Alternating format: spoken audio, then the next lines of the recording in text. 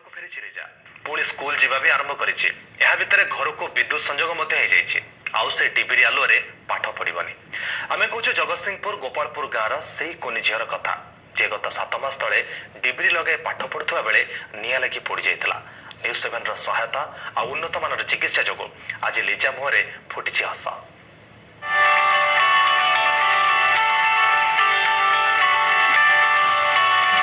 ଲିଜା ଏବେ ସୁସ୍ଥ, ଭଲ ହେବା ପରେ ଆରମ୍ଭ କରିଛି ପାଠପଢ଼ା। ଆଗ ଭଳି ସ୍କୁଲ ଯାଉଛି, ସାଙ୍ଗସାଥୀଙ୍କ ସହ ଖେଳବୁଲା କରୁଛି।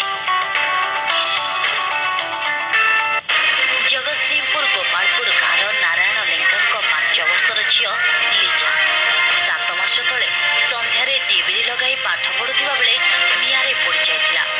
ଗୁରୁତର ଅବସ୍ଥାରେ ଲିଜାକୁ ଡାକ୍ତରଖାନାରେ ଭର୍ତ୍ତି କରାଯାଇଥିଲା, କିନ୍ତୁ ଉଦ୍ଧାର ବେଳକୁ ଲିଜା ଶରୀରର 60 ଭାଗ ପୋଡ଼ି ସାରିଥିଲା।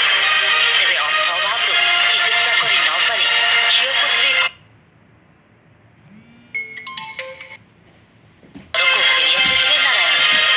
ଖବର ପାଇ ଲିଜାର ଚିକିତ୍ସା ପାଇଁ ଅଣ୍ଟା ଭିଡ଼ିଥିଲା ନ୍ୟୁଜ୍ 7। ଜିଲ୍ଲା ପ୍ରଶାସନର ସହାୟତାରେ ଲିଜାକୁ ଏସିବିରେ ଭର୍ତ୍ତି କରାଯାଇଥିଲା।